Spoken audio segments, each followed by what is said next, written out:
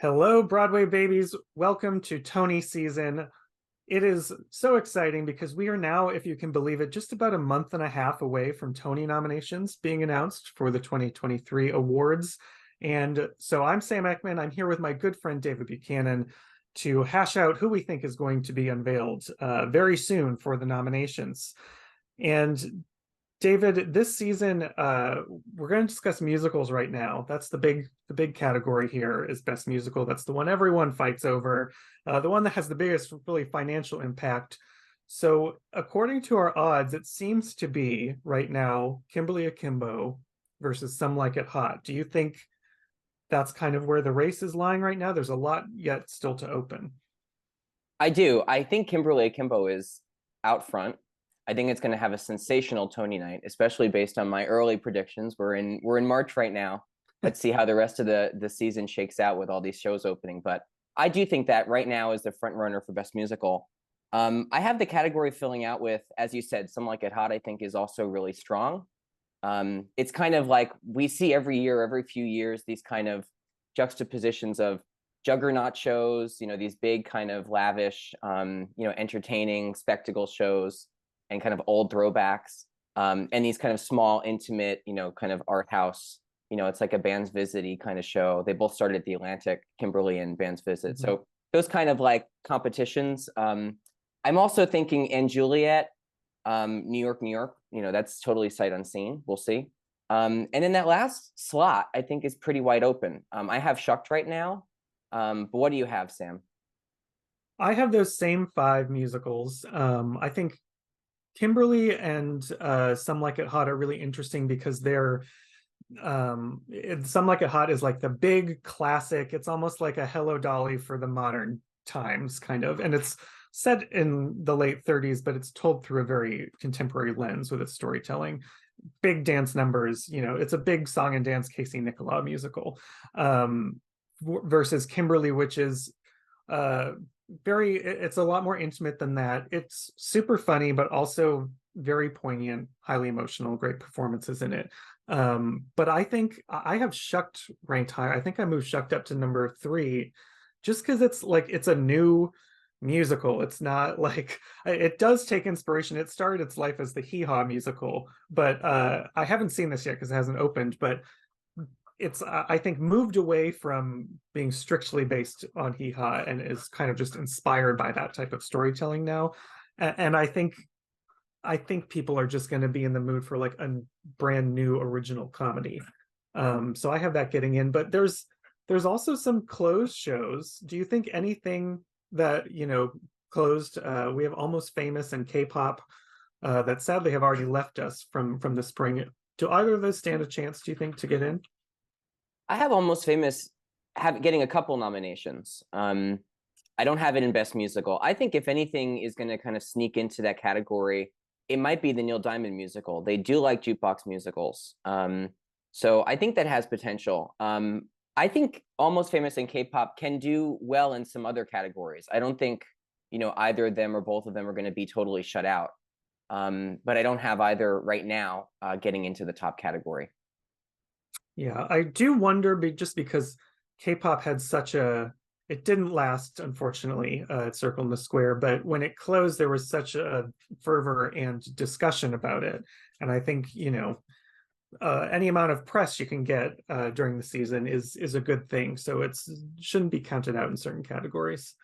But if we move to musical revival, it's actually, I mean, we are so used to just having like two or three musical revivals these days because generally speaking, they're older musicals, which are more expensive to do, bigger cast, bigger production. But now we have several of them, so we actually feel like we have a full lineup here. Right now, our odds say it's a battle of the Sondheim shows with Into the Woods, which was a mega success in the fall, versus Sweeney Todd, which is in previews right now. Is that how you see it? There's a lot of productions here. This category is so exciting because, as you said, there's like a bounty of revivals this year, which is unusual. And out of the gate, they're all looking so strong. I mean, I do think, Sweeney and Into the Woods are certainly nominees.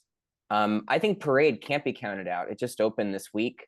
The reviews were stellar. It's an important and very timely story with great performances. I think that's going to do really well, kind of across the board in nominations. And I think Camelot is getting in too. That's just started previews, so we'll see, how it develops. And I know the runtime right now is long. It's a Bart Share, kind of lavish Lincoln Center production. So we'll see how that shakes out. But I think that is a pretty firm, 4 in that lineup. I know there are a few other revivals actually, contending for slots here that might not make it, but those are my 4, and I feel really confident about them right now.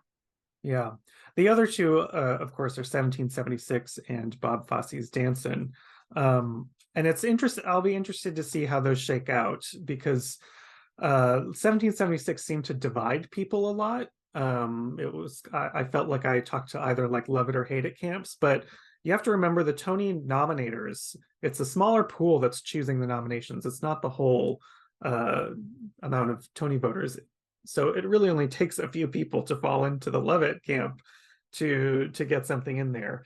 But I do think we should watch out. I mean, the Sondheim shows, obviously, I think will get in. I would be shocked if either one missed, because they were set. I mean, the Josh Groban Sondheim, Sweeney Todd has already been smashing the box office when it's not even open. It's not even playing a full 8-show week yet. But Parade just seems like something to watch out for, because it's sadly, I think, speaking to the moment where we see all of this anti-Semitic violence, and there's been like literal Nazis protesting outside the theater on their first preview. So I think that is something to pay attention to. It's a really excellent production of a musical that feels unfortunately relevant right now. So that could be the dark horse here, that if there's support split between the two Sondheim shows. And speaking of that Sondheim bonanza, 3 of those women from the shows are competing for lead actress in a musical. We have Annalee Ashford. She's up there number 2 in our odds right now for playing Mrs. Levitt in Sweeney Todd. She's right behind Victoria Clark for Kimberly Akimbo, but we also have Sarah Bareilles in her acting debut on Broadway, or not acting debut, but originating a character debut on Broadway, and our witch Patina Miller. Do we think both Patina Miller and Sarah Bareilles can get in? I don't think we've had that happen for a past Into the Woods musical. Right now, I don't have them both. And you know what? This is a very hard category. So I wrote down, my 5 right now. And then I also wrote down, I think, 3 or 4 other names that like I want to slot in and just don't have the room for. Like such an embarrassment of riches with these categories this year. It's so exciting to see. I do have Sarah Bareilles getting in. I have in that last slot, like I'm toggling between, and this will be interesting to see when we get to featured actress what we're both doing. But I have Philippa Sue in for Camelot. Again, sight unseen. I haven't seen this production yet, and it's just started previews. So we'll see how that shakes out. But I have her in there instead of Patina Miller. But there are also, like, as I said, so many other people who I want to put in here and just do not have room for. I do have Victoria Clark out front. I think, you know what? She's so good. In other years, right? Like we would be saying, oh, actually, Annalee Ashford is going to win her first musical Tony. She has one for plays. Her Love It is already, just in previews, getting rave reviews. Michaela Diamond for Parade, like, extraordinary. But I just think right now, it's Victoria Clark's. I'm not going to overthink it at the moment. It's just, she is that. I mean, the show is so strong. I think it's going to be, really strong all throughout the Tonys, and she's, the face and the heart of that show. So we'll see. What do you think? Well, you mentioned there's all these things sight unseen right now, and that's the really hard part about the Tonys, is because the race moves so quickly, because we're about to go into this period where there are like almost 24 shows about to open in the next month and a half right before. So things change very quickly. My predictions right now reflect right now because we haven't seen some of the spring shows. So that means, like, I'm looking at my predictions and it seems kind of crazy that I'm not picking Pippa Sue right now, but I just haven't seen her Guinevere yet. But there's a lot on the horizon. I mean, there's Anna Zele from New York, New York. Bad Cinderella has yet to open with Lenny Ganau. And so right now I have kind of I have five from, people that are already performing on Broadway. I already have a reaction to their performances. So I I feel like if someone falls out, it would be one of the women from Into the Woods because only one of them would get in. But that seems, I just loved both of them so much. I can't imagine them missing. What I would watch out for is that we both have, everyone I think has Victoria Clark and Annalie Ashford far out front as the top two, but both of them are past winners of Tonys. I know Annalie doesn't have one for a musical yet, but I think that could create a sense like if there's a breakout performance, like if Anna Uzela, who's fresh off of Six, just hits it out of the park with New York, New York, that can really create a moment, just like you saw with Joaquina Calacango last season for Paradise Square. Was like this woman is having like her first like big star making moment, and that could be something to dethrone one of the two presumed frontrunners. Well, let's look at actor. Right now, I'm going against the odds. I think we have Josh Groban out front with Sweeney in our odds. Right behind him is J. Harrison Gee from Some Like It Hot, followed closely by Ben Platt, Christian Borle, and Brian Darcy James of Into the Woods. What's your lineup there? Who do you have out front? That's my five. Again, as you said, I haven't seen a couple of these shows, so I don't know. Like we'll see how reactions to Groban Sweeney develop as he grows into the role.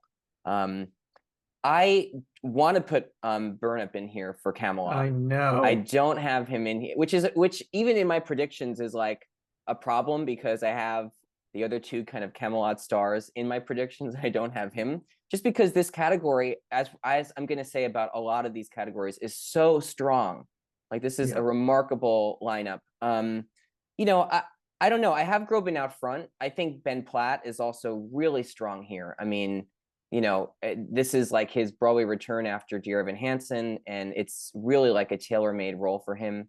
So I don't know. Who do you have? So if you're going against the grain, who is out front for you right now? I have J. Harrison Gee out front. When I saw Some Like It Hot, they have this number called You Could Have Knocked Me Over with a Feather. And when it was over, I like the whole audience just erupts. And I just went, that's your Tony moment. And it was a similar feeling I had to when Joaquina had her Let It Burn moment. That one was like a whole rise to your feet standing ovation thing because it's at the end of the show. But it gets a similar feeling. You can just feel everyone like release and want to just like applaud this person. And so I was like, that's really, that's a powerful thing when you can have, I say all the time, some of these, when it comes down to it, it's about those like moments that stick out in your mind when the season is all said and done and you're there having seen 40 whatever shows. It's about like that one thing that sticks out, and Jay Harrison has that. So I think that makes them a huge threat to win this category. I also think, I want an Andrew Burnap redemption moment for my own predictions because that year he won for Inheritance, I had him winning up until I think the last day. Literally everyone else had gone to Tom Hiddleston. Yeah. And I started feeling self-conscious about being on an island by myself predicting Andrew Burnap, even though he was my favorite performance in the category. So I switched it to Tom Hiddleston and he won, which is great. Great for Andrew, bad for me, bad for my predictions, but I was happy for him. So I'm anxious to see his King Arthur. He's probably the most likely person. It's interesting. I thought Will Swenson would be higher, would break into our odds just because I think has a lot of goodwill in the industry, and it's he transforms into a star we know, which has been a successful route to take for many past winners. So I don't think we should count him out there. But I think that that feels like the category to me. That feels like the two big question marks are Andrew Burnap and Will Swenson. And Casey Likes from Almost Famous I don't see him getting in here, but he does have Back to the Future, the musical, coming out this summer, so he'll probably he'll be sticking around. We'll see more of him. Um, let's move on to some of the really difficult categories because they can go so many ways. Featured actress in a musical has Bonnie Milligan and Betsy Wolfe out front. Do you see the races that way? What's your Um, instincts there? I don't know. I do think Bonnie Milligan is out front. I mean, she's firmly in my top slot. I have folks like Ruthie Ann Miles. Again, we'll see what happens with Sweeney once it gets, across the opening line. But I have Ruthie Ann Miles in. I have Philippa Sue for Into the Woods. That's why I said let's look at featured actress because I have her getting at the moment, two nominations, one in lead for Camelot and one in featured. I think her Cinderella is just very memorable. And I mean, everything she does is memorable. So I could see her getting in. There's so many people I want to fit in this category again that I just don't know who to bump out to put someone else in. So who's in your top few slots? Oh God. I'm not confident about much of it, because there's a lot of great options for this category, but I have Bonnie Milligan, Betsy Wolfe, Natasha Yvette Williams, who has been just like a great, classic Broadway actress, like just one of those actresses who's always working and always turns out great performances, but now feels like she finally has this like hysterical role in this show. And then I have Ali Mazi for Kimberly Akimbo, which I know is hard to get two in from the same show, but she's so funny in this, and does really, really beautiful work, I think. And then there's another one who kind of like needs that moment of finally being recognized. And I feel like a lot of people copied my prediction after I did this, but I'm going out on a limb for Robin Herder in A Beautiful Noise, which sounds crazy because I also like I don't have Philippa Sue in I don't have Philippa Sue in either category, which is definitely wrong. Like she's gonna get in somewhere. But I just have a hunch about Robin Herder. I think she's a risky bet here because she's amazing, but her character, I think, does not have as much to do in A Beautiful Noise as a lot of the other women contending for these slots. But she's kind of, to me, in that sweet spot of like, she's just this in the trenches actor who is like always been amazing, ferocious dancer. I still know people who talk about her Cassie from A Chorus Line. She just is one of those people who has immense respect. In like the COVID year, she was able to get a featured actress nomination for Moulin Rouge for basically just a dance role. She didn't have even like a solo singing number in that show. But people wanted to recognize, all the work she's put in. Now she gets this, great number with Forever in Blue Jeans. And it seems like she's come back just recently enough after Moulin Rouge, where you're in that pocket for awards where they just kind of go like, yeah, we like you, you're in again. And they just keep rewarding you. So she's a risky bet, but I'm filling out, in terms of like the characters, I feel like that character could get overtaken by someone who has more stage time, but I think she's in the pocket. Well, I would say too, I don't think it's that out there. Number one, because I do think our odds overall are underestimating the Neil Diamond musical. I think it is going to get some nominations and a standout, kind of, and like you said, a breakout star from, in recent memory could definitely do it. I just want to flag too a few other folks who I think are threats here. Maria Bilbao and Sweeney, if they go crazy for Sweeney, I think her Joanna could definitely get in, even though I do think, that's two folks in this category for Sweeney.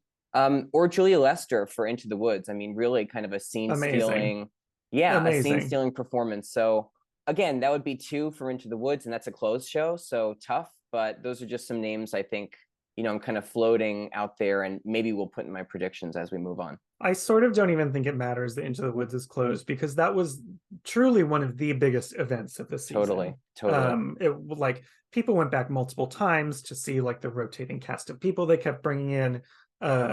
People really loved that show, so I don't even think it matters that is closed. I would also like to point out, speaking of sight unseen, sometimes our odds are just really wrong at this point for certain people because the shows haven't been open. Like if there's someone who I think is going to climb up the ranks very fast once people see her show, it would be Emily Skinner from New York, New York. She's always so good. She's way down in like She's 21 right now, which just feels like Emily Skinner shouldn't be down at 21 in the rankings. And Janet DeCall is another one from that show. We don't know precisely what those characters are because no one has seen New York, New York yet. But I would imagine that, like, I can't imagine Emily Skinner ever being bad. So I would expect her, if you're a betting person and you just want to go in and grab someone at 100-1 odds who might have a better shot when all is said and done, I would go for Emily Skinner. One more too. I know we have to move on, but Carolee Carmello for Bad Cinderella. That feels like Yes. a Mary Beth Peil and Anastasia kind of nomination where people just adore her. She did 2 shows this season. She did 1776. This is the open show right now, Bad Cinderella. Like, I could just see that happening. Yeah, and she gets the stepmom role, like a Totally. big scene chewy role, like totally a contender. And everyone loves Carolee Carmello.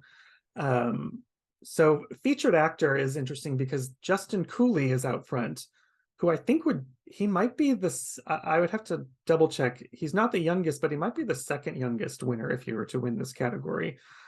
He came into this experience like right out of high school, Jimmy Award winner. And behind him is Gavin Creel for Into the Woods, Jordan Donica for Camelot, Kevin De La Gila for Some Like It Hot, and Stephen Boyer, Kimberly Akimbo. Is that your 5? Do you follow the odds here? No, I have most of them. I have Justin, I have Gavin, I have Jordan. Then I have Gaten Matarazzo from Sweeney. I just think his Toby is, again, haven't seen it yet. We'll see it soon, but I just, people are just raving about his Toby. I could definitely see him getting in. I'm debating on that last slot too. Amongst all the people that you name that I don't have, I'm also thinking right now I have Joshua Henry, kind of an out there choice for Into the Woods. It's a smaller, it's a smaller of the Prince roles than Gavin Creel's, but potentially. And I really want to put Alex Newell in for Shucked. I just do not have room right now. So those are kind of the choices. And then, like Stephen Boyer, like you mentioned some that are really in contention here. I just do not have the number of slots for the number of folks to put in.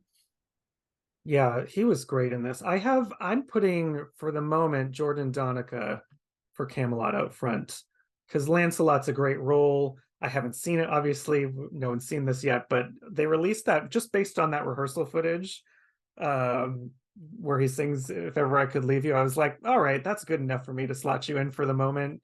And I also thought, every time Bartlett Sher directs a show at the Vivian Beaumont, tends to get an acting win and sometimes it's even a surprise win, like Michael Aronov. I had in there, but most people did not have him winning for Oslo. The only time I think he's had a show that in that theater at Lincoln Center and didn't win an acting nomination or acting win was for My Fair Lady, because normally Obut's lost. But Camelot could have an acting win, folks. It tends to happen from him. So I have Justin Cooley as well, Gavin Creel, Kevin for Some Like It Hot, and I'm putting in another Kevin Cahoon for Shucked. I think again, I'm going on an early bet with the Shucked train just because it's like a fun new show. It's filled with a cast of really exceptionally funny Broadway performers, and I was between putting Kevin and Alex Newell in my last position, but I just feel like Kevin has been in this industry for a while, and has a lot of goodwill towards him. So I feel like he could have that last slot. But again, that means I don't have Stephen Boyer, which seems wrong. I don't have Gaten, which seems wrong. And there's other people like the Parade cast. And I would say, you talked about the Neil Diamond musical, Mark Jacoby, or Jacoby, I always mess it up. Sorry, Mark. You give an amazing performance in this one. I would argue that you could have even argued that he's more of a lead than Will Swenson is in this show. He plays the older Neil Diamond and is really tasked with a lot of the emotional heavy lifting, because the whole conceit is him sitting through, his therapy sessions and going back in time. So Will gets all the flashy numbers, but a lot of the most emotional stuff comes from Mark. I had him in when we first launched the Prediction Center, but took him out because I'm playing with things. But I think is definitely a threat for this. And I'll say one last thing, talking about too many Into the Woods people, but Milky White, I think, was one of the most talked about Yes. characters. It could be crazy to nominate Milky White for a Tony Award, but I mean, Kennedy Kanagawa, if Mhm. that's how you pronounce his last name, was incredible. Stole every single scene he was in as Milky White. So I think I feel like he's going to get votes. I feel like he's going to get Totally. votes. I totally agree. Um, so I think again, if you're a betting person and you want to grab someone who's further down, maybe I would say Kennedy makes a good pick for that. Mark from Beautiful Noise makes a good pick for that, and maybe even Alex Joseph Grayson. I can't figure out who from Parade might be the favorite, but I think he could be the person that the featured vote comes around for that show. Before we finish up, though, we should talk about, you know, if we go down to score and book, Kimberly Akimbo's out front for both of those. Um, Two questions. One, do you think that's actually the way it is? Is it going to take both? Because that has been, last year that didn't happen when we thought A Strange Loop would take both. And if not, what do you think is most likely? Which one is it most likely to lose? I have it out front for both. I do think, and look, we have, I think you said like 48 days until nominations and, a little bit longer until the awards. We're in a very tight timeline here, so a lot can change very quickly. But right now, at this moment, with so many things left to see, I feel like we're going to have like a band's visit type, not sweep, but like a lot of trophies for Kimberly Akimbo. I think it's going to win score and book. If it doesn't, I think it's safer in score than in book. I think they like to award really funny books. Like we saw, I think Tootsie won best book not that long ago. It didn't win score. It didn't have a great night across the board, but it won book for that really funny, what people thought was a really funny book. So I could easily see someone like It Hot winning book if Kimberly Akimbo wins score. I'm also very curious to see like, there's some other things. Here's one that I'm playing with. It's not in my 5 right now for book, but Aaron Sorkin has never been nominated for a Tony. He's, revised the book for Camelot. We're hearing some good things about the book. Like, some people are very, very purist about these things. Don't touch the classics. But people are actually seem to be pretty happy with the revised book. I'm wondering if a revival with a new book sneaks into this category. What do you think? It could. I'm kind of like waiting to see it to see what the reaction is. It's it's so hard because first of all, the Tony administration has to rule that he's even eligible because it's not something that is a normal scenario. But he's obviously the biggest name, I would say, in there. That often that didn't help him when To Kill a Mockingbird we thought was going to be nominated for best play, and it shockingly wasn't. So I'm not ready to like say anything is certain. So I have him. He would be my number 6 for now. I have the 5 that are in our odds in my predictions for book right now, with Kimberly out front. David Lindsay Abaire has never won a Tony, which is bizarre. I feel like he's one of those people who I just kind of like assumed he seems like he should be a Tony winner by now, but he's not. So I feel like this could be his time for Kimberly Akimbo. But they they go for really really fast-paced humor a lot in Best Book, which means Shucked could be a threat here. Some Like It Hot could be a threat here.